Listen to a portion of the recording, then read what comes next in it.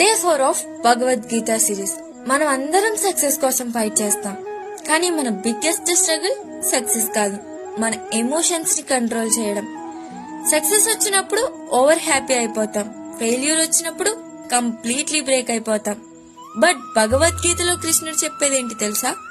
యోగత్సహ కురు కర్మాని సంగం త్వక్త్వ ధనంజయ సిద్ధ్య సిద్ధ్యోహో సమో భూత్వ సమత్వం యోగ ఉచ్యతే. అంటే ఏంటంటే, ఓ అర్జునా, ఫస్ట్ నీ మైండ్ ని స్టేబుల్ గా పెట్టుకో, దెన్ నీ డ్యూటీ చెయ్యి. సక్సెస్ అయినా ఫెయిల్యూర్ అయినా రెండు సిచ్యువేషన్స్ లో కూడా సేమ్ గా ఉండు. బికాస్ సక్సెస్ ఫెయిల్యూర్ మధ్య బ్యాలెన్స్ మెయింటైన్ చేయడమే రియల్ యోగా. సింపుల్ గా చెప్పాలంటే, లైఫ్ లో రిజల్ట్ ని కంట్రోల్ చేయలేం, కానీ మన రియాక్షన్ ని కంట్రోల్ చేయగలము. And that balance, that control is a real strength.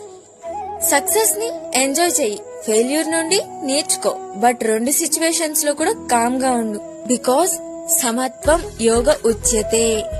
Series miss అవ్వకూడదంటే like చేసి వెంటనే ఫాలో అయిపోండి.